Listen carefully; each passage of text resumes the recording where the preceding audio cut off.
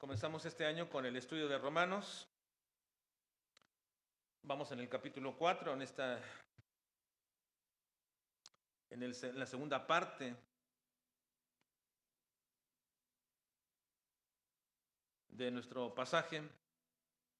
Una disculpa en el título, y también me equivoqué a mandárselos, pero no es del versículo 1 al 5. Eso fue el texto que vimos la semana pasada, versículos 1 al 5. En realidad, lo que vamos a ver hoy es de versículo 6 hasta el versículo 12, 6 al 12, por si ustedes anotan los versículos que estamos observando cada semana. Es ahora versículos 6 al 12. Entonces estamos viendo a Abraham como el modelo religioso judío justificado sin ritos. Recuerdan que la semana pasada, cuando comenzamos antepasada más bien, porque la semana pasada hicimos un paréntesis respecto a poder hablar acerca de la resurrección como uno de los eventos trascendentes en la vida cristiana. Pero este capítulo 4 el capítulo 4 lo hemos titulado ahora, porque así lo vamos a ver durante todo este mes. Todo el capítulo 4 lo hemos titulado el paradigma humano de la justificación divina. El paradigma humano de la justificación divina. Cuando hablamos de un paradigma estamos hablando de un modelo que se sigue o que manifiesta los fundamentos de algo que se cree o se hace. Así que un paradigma humano, en este caso estamos hablando de alguien de la raza humana que se convierte en el ejemplo de la justificación divina, no de la justificación humana, de la justificación divina. Es decir, Dios aplica la justificación, la justicia, lo justifica y hace de este hombre un paradigma.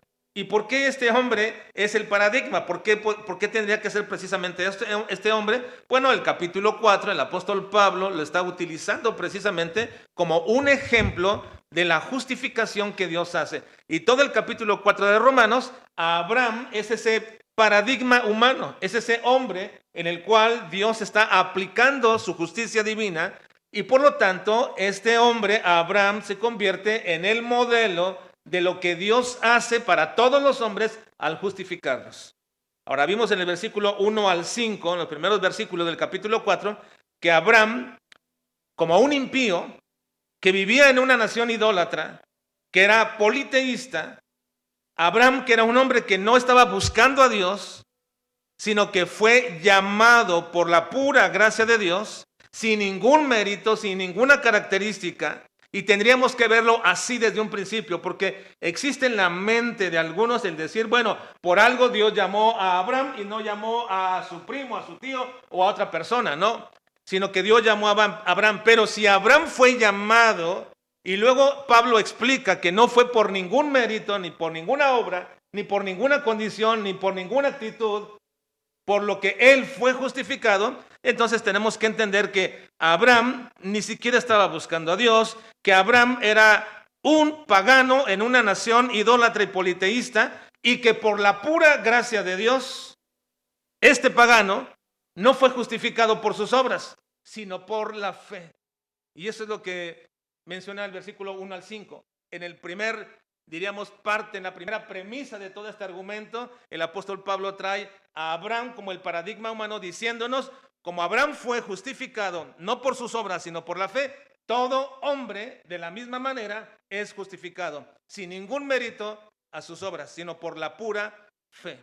Así que Pablo destruye con esa breve explicación de este primer párrafo del versículo 1 al 5, la idea falsa y aún existente de que el hombre puede ganarse la salvación mediante sus obras. Y Pablo dice, nunca, no se puede. Ningún hombre es justificado por las obras. ¿Y cómo lo manifiesta? Tomando a Abraham y diciéndonos, este era un hombre impío que Dios ha justificado. ¿Por qué? ¿Por sus obras? No, por la fe. Así que en este primer párrafo, Pablo toma a Abraham como el modelo de un hombre impío, pagano, justificado por la pura fe, sin mérito alguno por sus obras. Ahora vamos a pasar a un paso todavía más adelante, más profundo que el apóstol Pablo está llevando, porque Pablo está tomando a Abraham para explicarnos todo lo que tiene que ver con la justificación para que entendamos esto. Ahora, ya hemos hablado anteriormente acerca de la justificación y no voy a hablar una vez más acerca de esto porque fue la introducción previa a todo este capítulo. Pero en pocas palabras, la justificación es la obra que Dios hace en un pecador sin mérito a sus obras para aplicarle justicia, es decir, para no pasar por alto el pecado, sino aplicar la justicia, pero la justicia que Dios hace la pasa y la lleva a cabo en la persona de Cristo. Toda persona que cree en Jesucristo, entonces Dios lo ve con su justicia a través de Cristo y por lo tanto la ira de Dios cayendo sobre Cristo, le es imputada esa justicia al hombre. Y por lo tanto, en pocas palabras podemos decir que la justificación es la obra por la cual Dios hace a un hombre justo, no por sus obras, sino por la obra de Cristo, y por lo tanto no es que no sea pecador, ni que Dios no lo vea como pecador, sino que simplemente le imputa la justicia de Cristo a este hombre y lo hace justo, sin ser realmente justo.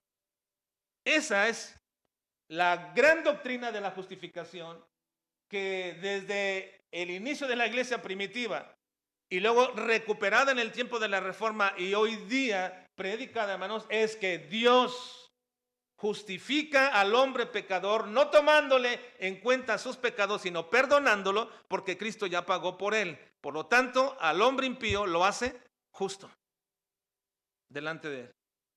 Delante de su tribunal, el hombre pecador es justo. Ahora, ya hablamos eso, pero solamente quería traerlo a su memoria para que entendamos y no perdamos de vista que lo que estamos viendo, que Abraham es el modelo o el paradigma humano de la justificación divina. ¿Y por qué es importante verlo? Bueno, porque el Espíritu Santo, inspirando al apóstol Pablo en Romanos, comienza a hablar este tema grandioso de la justificación. ¿Y para qué sería para el creyente? Hermanos, porque la justificación no solamente nos hace justos para delante de Dios, para perdonarnos y ser salvos, sino que cuando un creyente entiende la justificación en plenitud, la comprende, la discierne y la hace una convicción en su vida, también esa misma justicia de Dios le hace vivir una vida de santidad delante de Dios.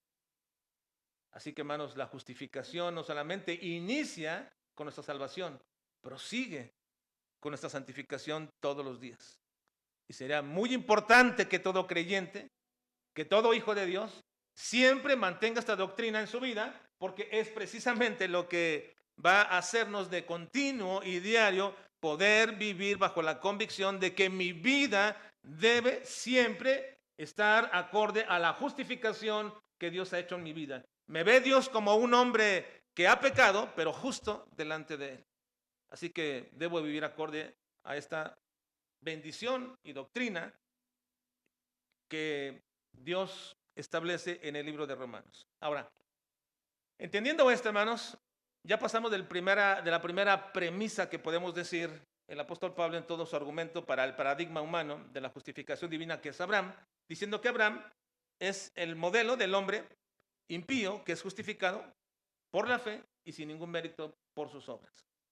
Bueno, ahora pasaremos a otro momento, a otro aspecto de esa justificación, a algo más profundo, con el ejemplo de Abraham como el paradigma o el modelo ejemplar de lo que es la justificación divina aplicada a un hombre. Y ya nos ha dicho Pablo hasta ahora que es un completo error si un hombre está confiando en sus obras. Entonces, ahora va a decir que el hombre religioso comete el mismo error, pero aún esto es más sutil y mucho más peligroso. Porque si el hombre impío es justificado sin mérito a sus obras, existe el hombre religioso que también quiere ser justificado por sí mismo, pero el error que comete es más sutil y más peligroso. Porque el hombre religioso confía en lo que se llaman las señales externas. Porque el hombre religioso, a diferencia de los demás, el hombre religioso no piensa que se gana la salvación con sus obras. Él no piensa así. Él piensa que pertenece a la familia de Dios, que pertenece a esa familia simplemente por las señales externas que él ve en su propia vida. Eso es muy peligroso y nos atañe. a todos nosotros. Déjenme explicarles un poco más a lo que me refiero. En algún punto de nuestra vida, especialmente dentro del contexto cristiano, muchos de nosotros hemos dado lo que podríamos llamar un salto de fe. Es decir, pasamos de una forma inadvertida, de una vida que no tiene interés por Dios, ahora a una vida con prácticas religiosas. Comenzamos a asistir a la iglesia, comenzamos a involucrarnos en actividades, comenzamos a servir, a participar y poco a poco esas cosas comienzan a formar parte de nuestra aparente nueva identidad. Y sin darnos cuenta, porque esto es muy sutil, empezamos a mirar esas prácticas no solamente como expresiones de fe, sino más bien como evidencias de la salvación que decimos tener. Y pensamos, bueno, yo voy a la iglesia, entonces estoy bien. Bueno, yo sirvo en un ministerio, entonces soy un verdadero creyente. Ah, muy bien, yo participo, me congrego, hago cosas para Dios, entonces mi relación con Dios está bien y es real. Y en ese proceso, hermanos, muchas veces, sin intención o conciencia de lo que estamos haciendo, trasladamos nuestra confianza de la fe, de la verdadera fe, a las señales externas de nuestra vida religiosa. Y lo que debería ser el resultado de una relación con Dios comienza a convertirse en la base de nuestra seguridad delante de Dios. Espero estar explicándome, hermanos, con esto porque para mí es sumamente importante que todos esta mañana hagamos en nuestra vida un autoexamen. Como dice precisamente el apóstol, y examinemos nuestra vida para ver si estamos en la verdadera fe. Y ese es exactamente el problema, hermanos, que el apóstol Pablo está confrontando aquí en el capítulo 4, en esta segunda sección del paradigma humano de la justificación divina. Porque el judío no confiaba en asistir a un templo como nosotros hoy quizás o muchos lo hacen. Pero el judío sí confiaba en algo equivalente dentro de su contexto religioso, que era la circuncisión. El judío confiaba en la circuncisión. Así que vamos a observar en esta mañana que deberíamos de cuidar que nuestra confianza no está puesta en lo que hacemos, porque eso sería una seguridad falsa, engañosa, sutil y muy peligrosa, en lo que quizás hemos estado confiando. Y para eso déjenme mostrarles en esta mañana 4 verdades que Pablo ahora presenta de la justificación en relación a Abraham como el modelo religioso judío, pero que es justificado sin ritos. Eso es lo que veremos en esta mañana. Abraham es el modelo religioso judío, porque así lo ven los judíos, como el modelo religioso. Pero Abraham es ese modelo religioso judío justificado sin ritos. Y por rito me refiero a toda aquella liturgia o forma o manera que una persona religiosa lleva a cabo y le hace pensar que es perteneciente a eso o a esa parte o a esa comunidad donde se desarrolla. Así que lo que quiero mostrarles en esta mañana son 4 verdades de la justificación que nos presenta ahora Pablo respecto a Abraham como un modelo religioso que los judíos han establecido. Y vamos a verlo. En primer lugar, vamos a ver que la justificación requiere de 2 elementos que siempre están unidos. La justificación requiere de 2 elementos unidos, inseparables, y que nadie que no los tenga, no que pueda tener uno y otro no, que nadie que no tenga los 2 puede ser una persona justificada. Vamos al versículo 6 al 9, por favor, hermanos, 6 al 9.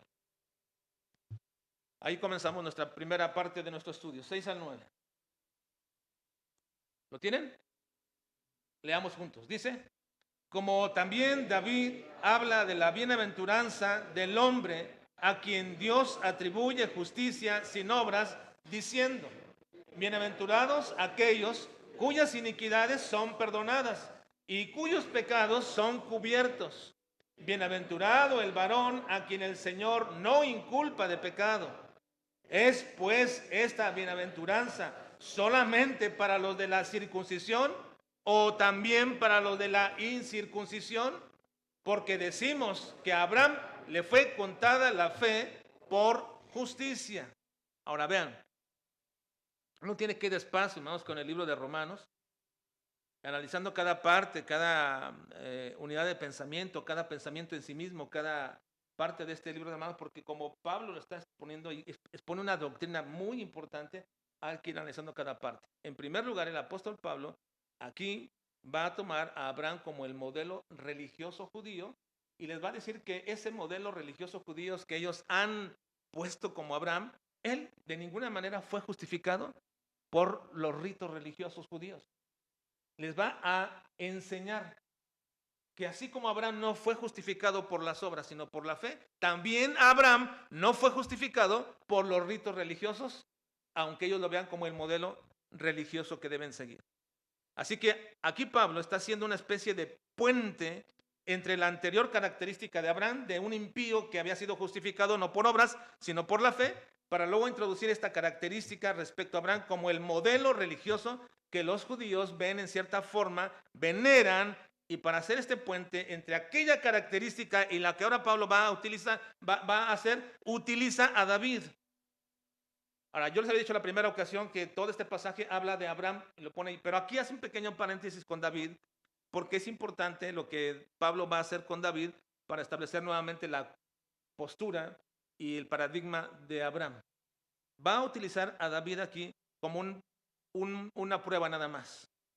Así que él no va a hablar de la vida de David en sí mismo, sino que va a probar precisamente que siendo David un hombre cuyo pecado fue tan nefasto, que Dios le envió a un profeta para reprenderle duramente acerca del pecado específico que cometió. Ahora no voy a hablar acerca de ese pecado, porque ustedes la mayoría la conocen, y si no, pues puede ir a buscar el libro de Samuel y poder comenzar a ver toda esa historia, pero no lo voy a hablar porque me llevaría un buen tiempo. Y sin embargo, el pecado de David incluyó muchísimas cosas, ¿verdad? Desde lujuria, adulterio, asesinato y un sinnúmero de cosas que podemos poner.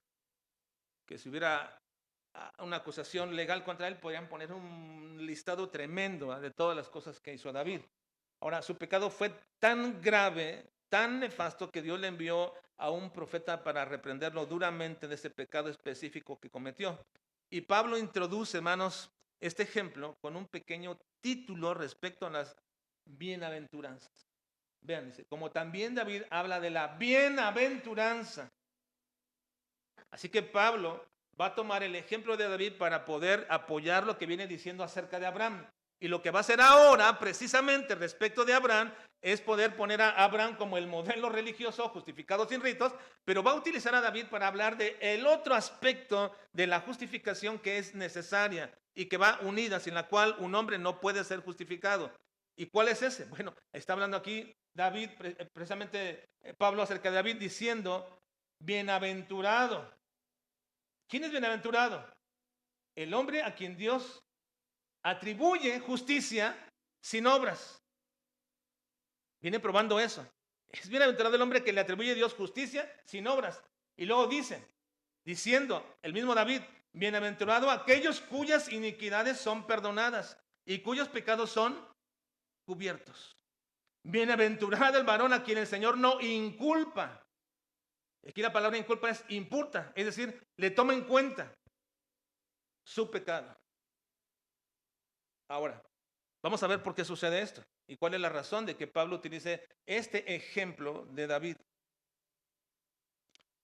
Como ya hemos mencionado, David es un hombre confeso de pecado, fue descubierto, se confesó, pero cuando Pablo dice aquí que en el ejemplo de un hombre bienaventurado está identificando a David como culpable, está recibiendo gracia, se le atribuye justicia sin mérito alguno, ninguna obra personal, David mismo se sabía completamente pecador y por ello en su salmo escribe las palabras que encontramos en estos versículos 7 y 8 que ya leímos. Ahora dice el versículo 8, bienaventurado el varón a quien el Señor no inculpa de pecado. No está diciendo que no es culpable. Eso es evidente, pues el mismo Señor lo mandó reprender con el profeta Natán. Sino más bien dice, que no lo inculpa. Y aquí está una vez más lo que es la justificación del hombre pecador, pero mostrando la otra característica que cuando mencionó a Abraham sin decir que fue justificado sus obras, ¿cuál fue lo que lo justificó? ¿Qué dice? No sus obras. ¿Qué lo justificó Abraham? ¿Cuál? La fe. La fe. Pero aquí viene lo siguiente. ¿Por qué Pablo mete a David? Bueno, por lo siguiente. Porque la justificación misma no viene sin perdón. Y el perdón no viene sin confesión. Y la confesión no viene sin arrepentimiento. Así que, ¿cuáles son los dos elementos que van unidos, que hacen a un hombre que sea justificado? Fe y arrepentimiento. ¿Qué se requiere para que un hombre sea salvo? Fe y arrepentimiento. Así que cuando David está mencionando aquí en su propio salmo que es bienaventurado porque a él no se le imputa el pecado, no está diciendo que no es un pecador ni tampoco que no es culpable, sino que Dios no le está tomando en cuenta ese pecado, no porque lo está pasando en sí mismo por alto o porque lo hace menor, sino que la justificación de un pecador, además de la fe, también requiere arrepentimiento. Y ese es el otro gran aspecto de la justificación. Y por ello, para que una persona sea salva, no requiere de ritos religiosos, no requiere de obras, simplemente requiere de fe y arrepentimiento. Pero estas dos cosas no son obras del hombre, ni tampoco están separadas. Son el resultado de la misma obra de Dios en una persona. La justificación es por la fe que Dios da. Pero la fe que justifica nunca viene sola. Viene acompañada de un corazón que se arrepiente. Es inseparable. La fe no puede alguien decir, tengo fe y sigo en mi misma vida. No puede alguien decir, tengo fe y continúo mi mismo camino. Tienes que arrepentirte. Porque la fe está precisamente ligada al arrepentimiento. Los mismos demonios, dice la palabra de Dios, creen, tienen fe y tiemblan. Creen y tiemblan. Pero ellos no se pueden arrepentir. Porque precisamente ellos ya está sobre ellos la sentencia de condenación completa. Así que no basta decir tengo fe. Necesitas que esa fe esté manifestada en arrepentimiento. Ahora, ¿cómo es que Pablo, hermanos, habiendo explicado esto, con el ejemplo de David, hace ese puente para hablarnos del segundo aspecto del modelo ejemplar de un hombre religioso como lo es Abraham, o según lo conciben los judíos como es Abraham, en cuanto a la justificación? ¿Cómo lo hace? Bueno, vean el versículo 9, por favor. Lean, por favor, hermanos, versículo 9.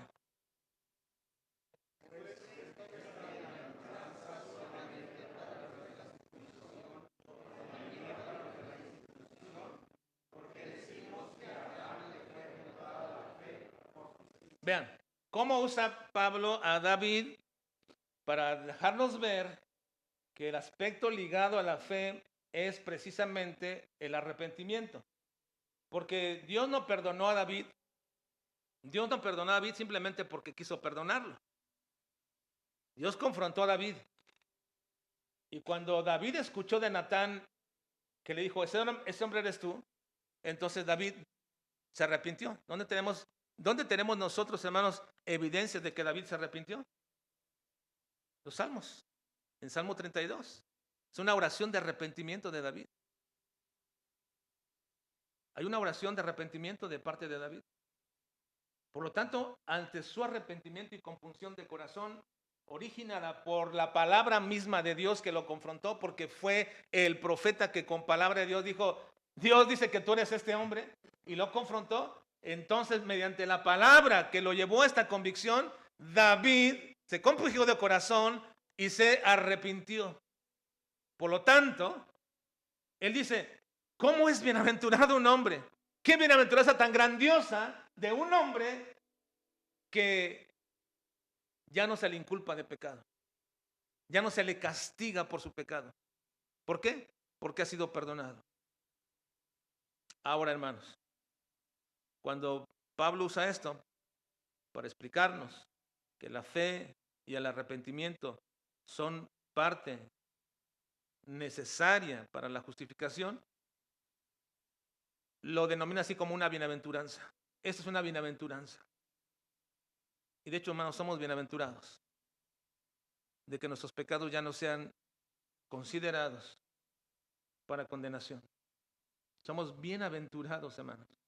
Yo no sé si usted alcanza a ver esta magnitud de nuestra vida, porque si se trajera la lista de pecados delante de nosotros, porque si alguien se atreviera, hermanos, a comenzar a leer los pecados de alguien aquí, no solamente nos sentiríamos avergonzados, sino aterrorizados de que dichos pecados nos condenen. Pero la Biblia dice, ¿somos qué? Bienaventurados, como así lo menciona, bienaventurado el hombre, bienaventurado aquel cuyas iniquidades son perdonadas y sus pecados cubiertos. Ahora sabemos a la luz de el sacrificio de Cristo que eso solamente lo hace Cristo, no lo hacen tus obras, no lo hace tu religión, lo hace Cristo. Y por eso es requerible la fe en Cristo y el arrepentimiento de mis pecados. Ahora, Pablo le llama así, bienaventurado, bienaventuranza. Y ahora, habiendo explicado eso, llega al versículo 9 y dice, es pues esta bienaventuranza, el perdón de pecados, el perdón de sus pecados, solamente para los de la circuncisión, es decir, para los judíos, o también para los de la incircuncisión, es decir, los gentiles. Está hablando Pablo, y aquí es el pequeño puente para traernos a esto. Es solamente esta característica de bienaventuranza de un hombre perdonado para los puros judíos o también para los gentiles. Y luego dice, porque decimos que a Abraham le fue contada la fe por justicia. Así que aquí comienza Pablo a hacer el pequeño puente para decirnos, la bienaventuranza del perdón de pecados consiste en la religión que tienes. Es solamente para aquellos religiosos que de acuerdo al sistema estipulado por el Señor para su pueblo judío, nada más la pueden alcanzar. Aquí comienza Pablo a hacer esa argumentación, ese puente para esta condición del religioso. Ya habló acerca de la bienaventuranza de ser perdonados, pero ahora dice, y nada más es para ciertas personas religiosas, que se le llama circuncisión, porque ese es, podríamos llamarlo, hermanos, uno de los calificativos del judío religioso. Es un hombre circunciso. O también es para los de la incircuncisión. Luego hace una pequeña aclaración, porque decimos, es decir, ya venía diciendo, y lo trae atrás, porque decimos que a Abraham le fue contada la fe por justicia. Así, hermanos, que cuando Pablo hace esta pregunta de la bienaventuranza, simplemente está diciendo que tal condición de pecado, bienaventuranza, de justificación de un hombre por la fe y del perdón de sus pecados por el arrepentimiento, no solamente es para los religiosos, sino también para aquellos irreligiosos o paganos e impíos. Y aquí es donde vuelve con Abraham, ahora para establecer lo concerniente al rito de la circuncisión como un acto del judío religioso. Veamos a dónde nos va a llevar Pablo ahora con esto, porque esta es la segunda característica, hermanos, de la justificación. La primera característica es que hay dos cosas que vienen juntas para que un hombre sea justificado: fe y arrepentimiento. Y lo ha traído a colación a través de David: fe y arrepentimiento. No hay salvación sin fe ni arrepentimiento. Alguien puede decir, tengo fe, no te has arrepentido. No puede ser esto. Ni siquiera puede ser esto. No es paulatino, no es procedural esto. No proviene de un proceso, no. Tienes fe, esa fe te lleva inmediatamente al arrepentimiento. Viene junta. No es un proceso, está ligada. Creíste, te arrepientes. Ahora, esa es la primera cosa que Pablo dice. Para ser justificado se requiere fe y arrepentimiento. Ahora, la segunda cosa que Pablo dice es que la justificación es dada sin mérito a ningún rito religioso que practiques. No hay ningún rito religioso que tú puedas practicar que te pueda provocar o te pueda traer justificación. Versículo 10, véanlo por favor, versículo 10. Léanlo por favor, dice.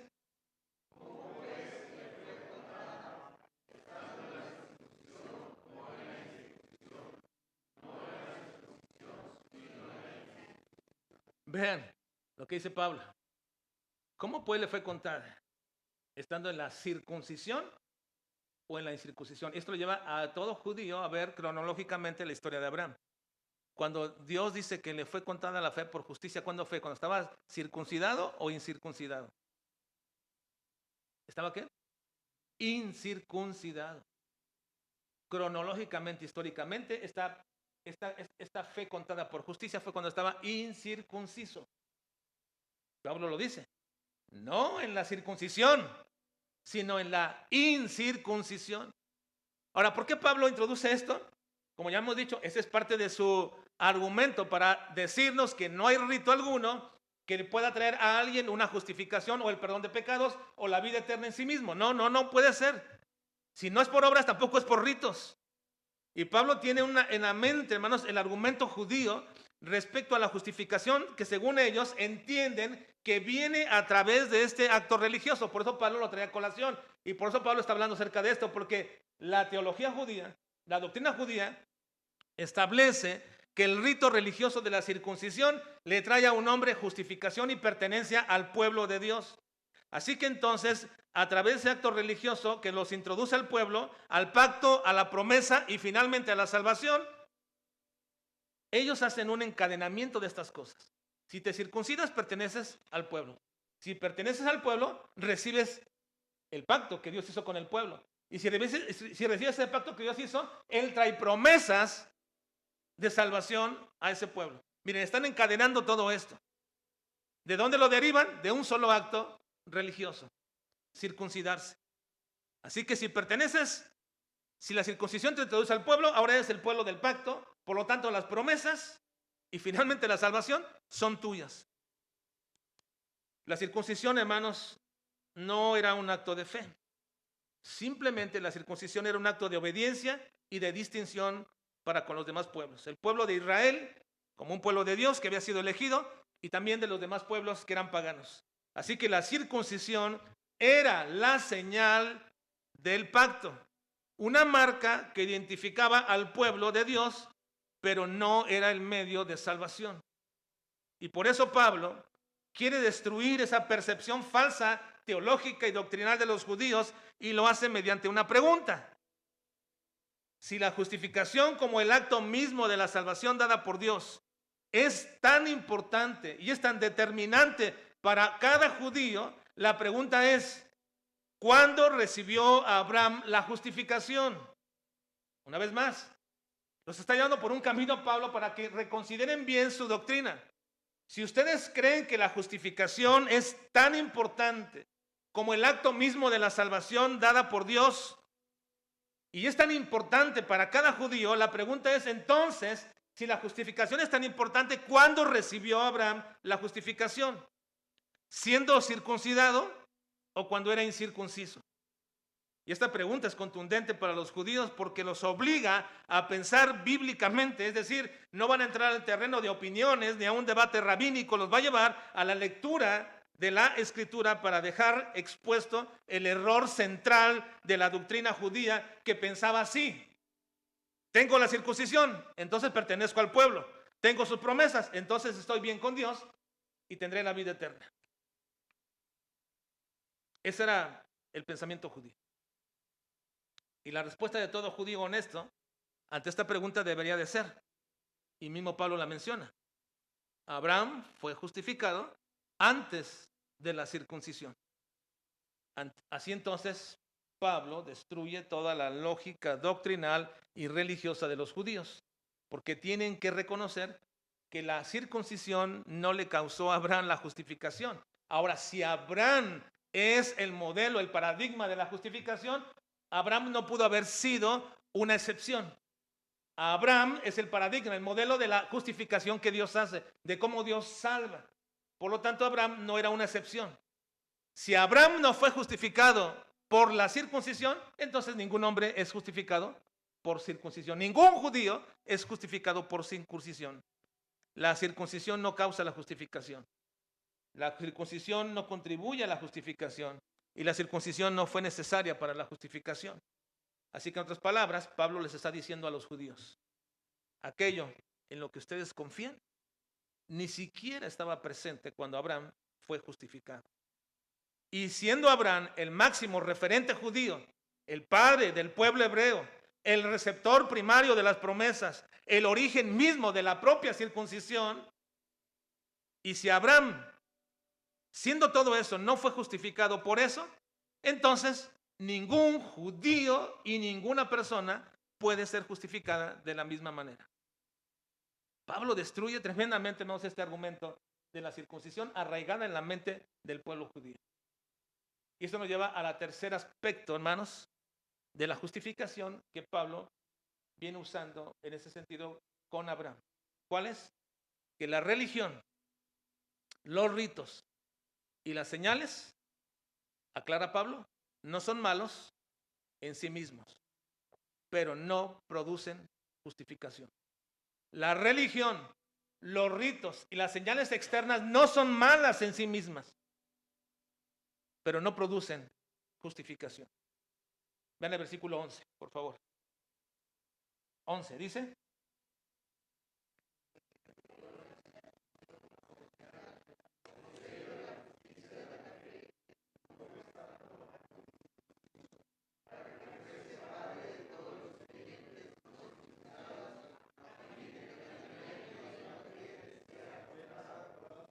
bueno, a ver una vez más, pero así todos juntos. Vamos a leer todos juntos. Dice: y recibió la circuncisión como señal, como sello de la justicia de la fe que tuvo estando aún incircunciso, para que fuese padre de todos los creyentes no circuncidados, a fin de que también a ellos la fe les sea contada por justicia.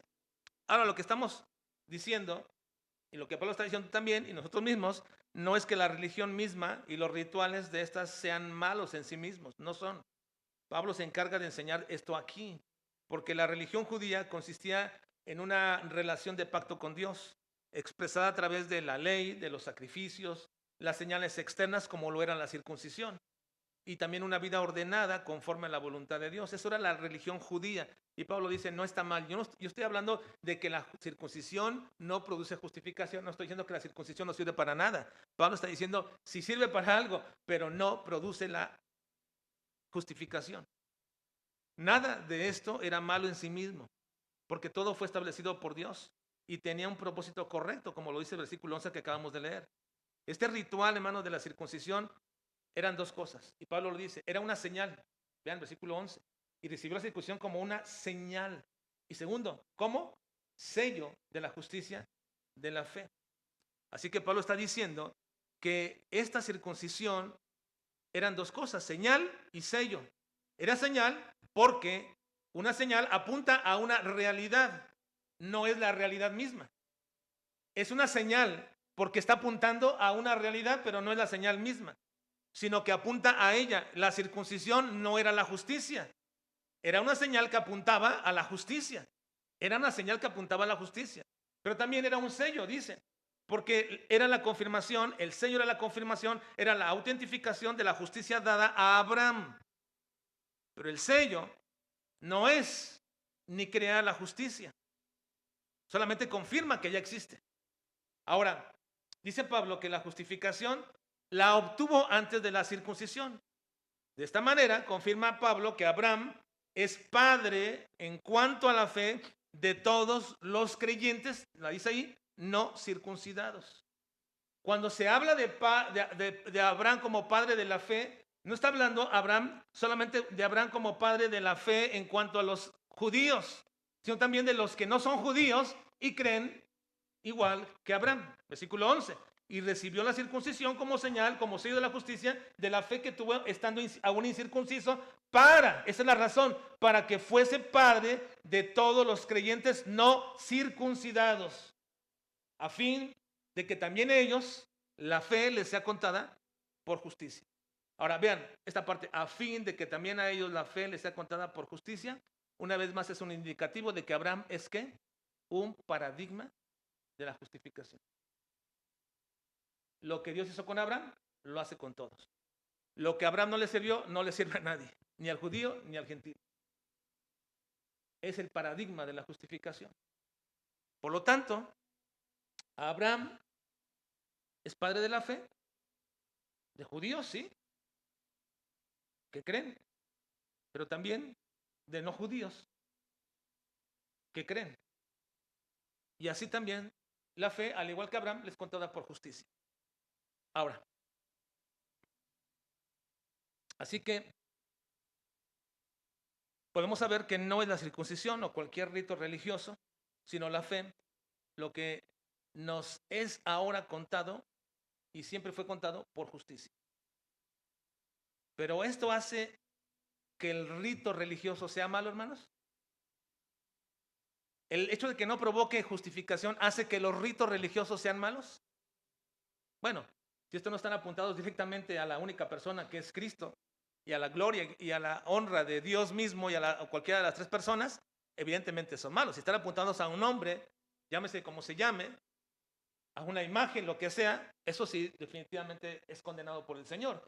Pero cualquier rito religioso apuntado a Cristo o a la persona de Dios, el Padre, el Hijo, el Espíritu Santo, cualquier rito religioso que nos lleve a este punto, ¿lo hace malo? No, no, en sí mismo. La religión como tal, el rito religioso como tal, las acciones, las señales como tales, ¿son malas? No, no son malas. Entonces, ¿cuál es el problema? ¿Cuál es el problema, hermanos? Y esto es lo que quiero llevar al punto 4 o a la cuarta característica de la justificación con la cual quiero culminar esta mañana. Y si en todo ello, hermanos, hemos podido comprender lo que Pablo está haciendo, de cómo está llevando a Abraham como el modelo del religioso que no fue justificado por ritos, porque ningún rito puede crear justicia, como lo viene explicando Pablo, ahora nos va a llevar precisamente al punto culminante que nos atañe a todos nosotros aquí. ¿Cuál es? Que por no entender, hermanos, por no entender bien la justificación, los creyentes ni los judíos hacen un salto de fe a una seguridad falsa. Por no entender bien la justificación, se hace un salto de fe a una seguridad falsa. Vean versículo 12, por favor. 12, léanlo por favor. Dice: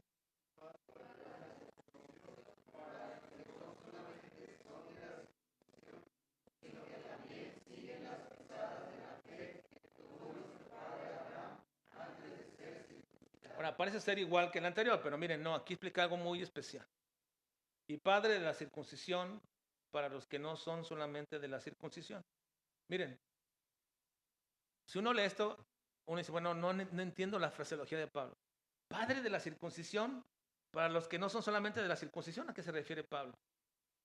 Padre de la circuncisión para los que no son solamente de la circuncisión, sino que también siguen las pisadas de la fe que tuvo nuestro padre Abraham antes de ser circuncidado. ¿A qué se refiere Pablo con esto?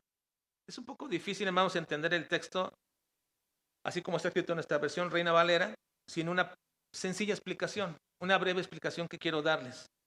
Este texto dice sencillamente que Abraham es padre de los de la circuncisión. ¿Quiénes son los de la circuncisión, hermanos?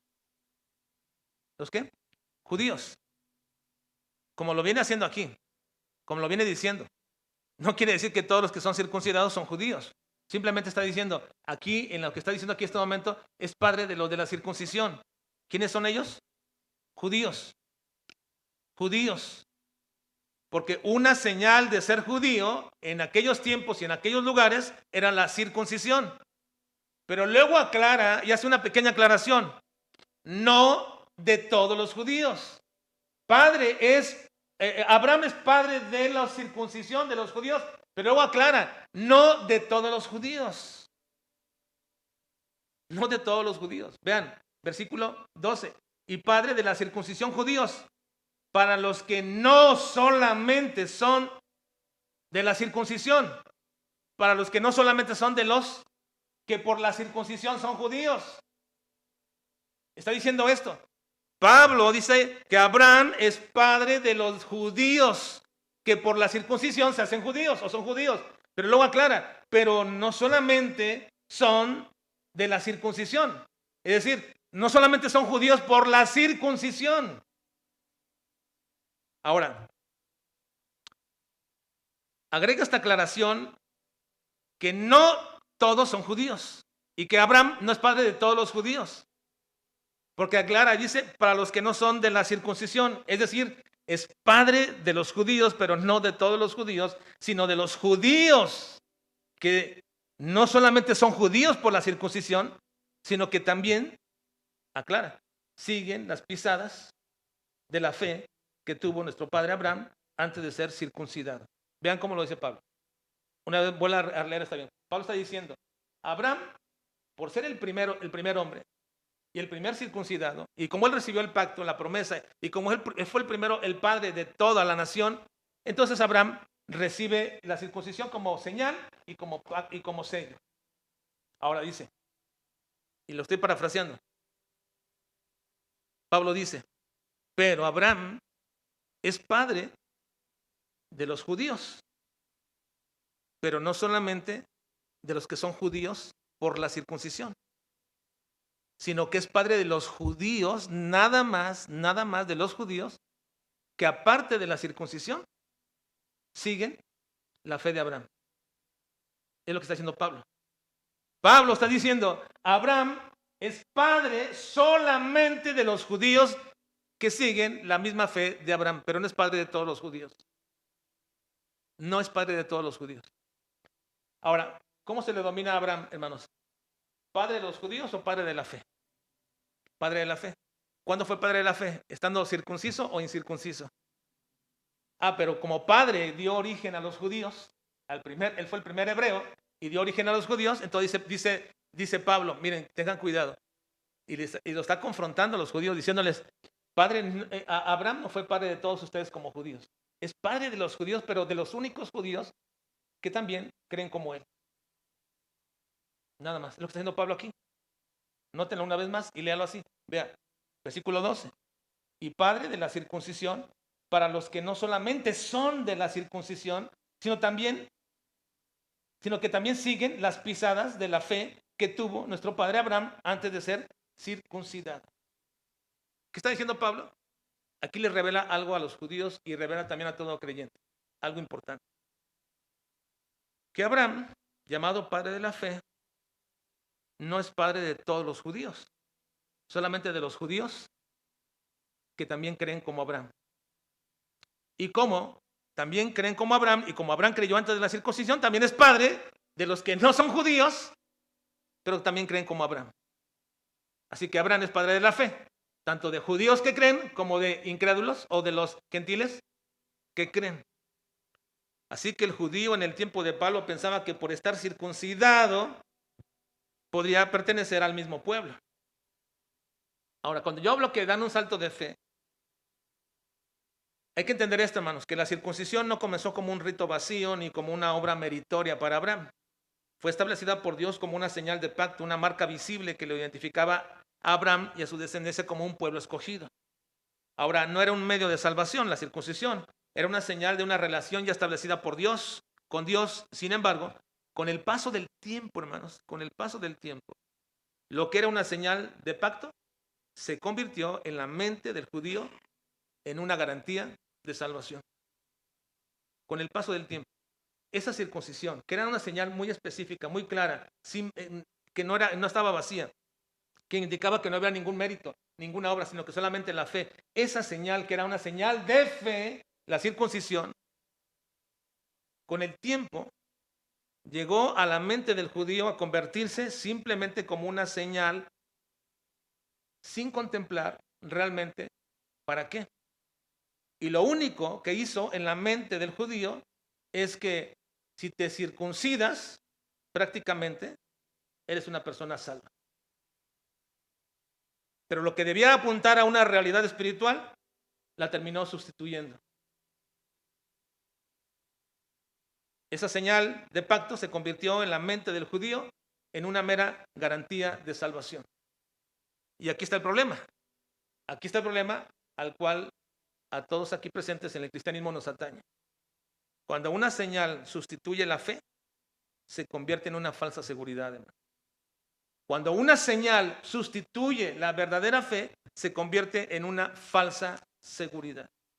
El judío del tiempo de Pablo pensaba que por estar circuncidado, por pertenecer al pueblo, por llevar en su cuerpo la marca del pacto, estaba automáticamente bien delante de Dios y garantizada su salvación.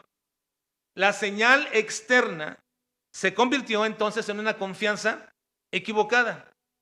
Y ese no es un problema exclusivo del judaísmo, hermanos. Ese no es un problema exclusivo del judaísmo. A lo largo de toda la historia, muchos cristianos usan estas señales externas, como por ejemplo ir al templo, ofrendar, servir, etcétera, y las han convertido en sustitutos de la fe verdadera. Actos que deberían ser expresiones de nuestra verdadera relación con Dios, terminan siendo usados como una evidencia falsa de la salvación. El hombre cae en este peligro. El peligro, hermanos, de un hombre religioso no es que rechaza a Dios, sino que cree que está bien con Dios cuando no lo está. Porque el problema de que Pablo confronta no ha desaparecido hoy día, hermanos, en las iglesias. Solamente ha cambiado de cierta forma. Hoy no es la circuncisión, pero se siguen señales externas como prácticas, actividades en las que el hombre descansa equivocadamente. Cosas que aunque son buenas en sí mismas, es bueno venir al templo, es bueno leer la Biblia, es bueno orar, es bueno ofrendar, ¿sí? Todo eso son buenas en sí mismas. Esas cosas no producen justificación ni salvación en una persona. Así que por más que vengas al templo, por más que vengas al templo, y tu vida internamente, en tu corazón, sigue siendo un impío, eso no te da salvación. No te la da. Es lamentable, hermanos, que hoy día muchos creyentes solamente confían en esas señales externas. Bueno, voy al templo, hago algo, participo. Pero su vida, desde su corazón y su raíz, sigue siendo la misma. Siguen hablando de la misma forma. Siguen practicando las mismas cosas. Sigan justificando sus aparentes actos de libertad cristiana, pero que en realidad son una libertad de un corazón no transformado. Y confías que porque tienes muchos años de venir al templo, automáticamente eres salvo y estás bien con Dios. Ten cuidado. Ten cuidado.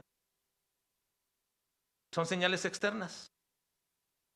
Las señales externas nunca producen justificación. Son buenas en sí mismas, pero es muy peligroso porque se convierten en sustitutos de la verdadera fe. Eso es lo que Pablo viene diciendo a los judíos. Su circuncisión no sirve para la justificación. ¿Por qué? Porque Abraham no fue justificado por la circuncisión y recibió la justicia de Dios antes de ser circuncidado. Por lo tanto, como Abraham es el modelo de justificación divina, ningún judío puede ser justificado por circuncisión y ningún cristiano puede ser justificado por sus acciones, por sus ritos, por sus prácticas. No importa que vengas a todos los cultos, domingos, escuela formativa, viernes, sábado, todo lo que haya, no importa. Esas cosas no te justifican. Y si estás confiando que esas señales te hacen a ti sentir que eres una persona salva, escudriña tu corazón, tu vida. Así que concluimos. No pongas tu seguridad en señales externas. El hecho de participar en actividades espirituales, de congregarte, de servir o incluso haber pasado por ciertos momentos importantes en tu vida cristiana, nunca será la base de la justificación delante de Dios. Así como la circuncisión no justificó a Abraham, tampoco hoy ninguna práctica externa lo va a hacer. La señal puede acompañar la fe, pero nunca la va a sustituir. Debemos examinarnos con honestidad, hermanos. ¿En qué estoy descansando realmente?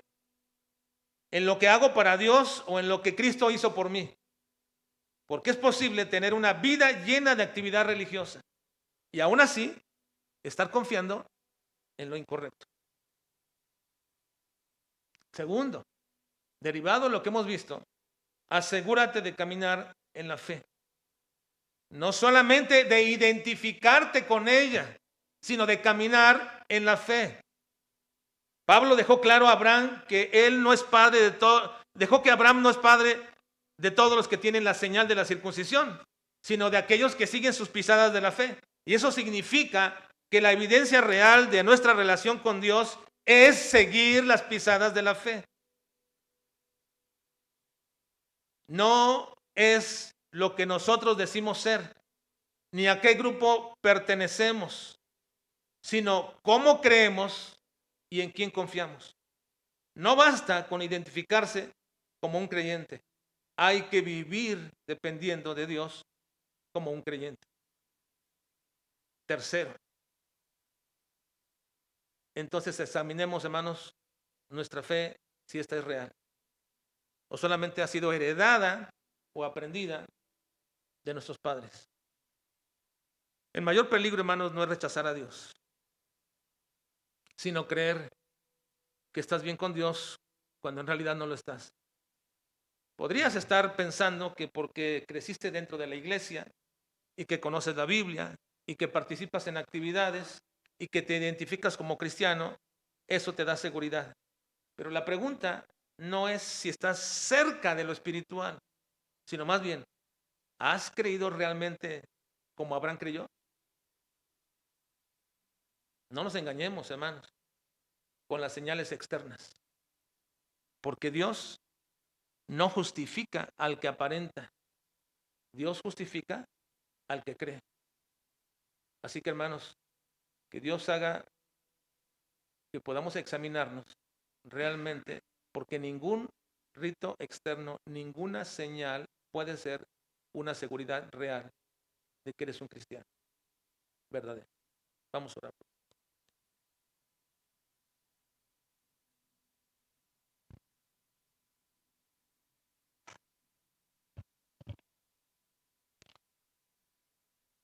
Señor, en esta mañana, ante la enseñanza que Pablo nos da, Señor, y que tu Espíritu Santo aplica a nuestras vidas, no permita, Señor, que desdeñemos esa obra espiritual en nosotros.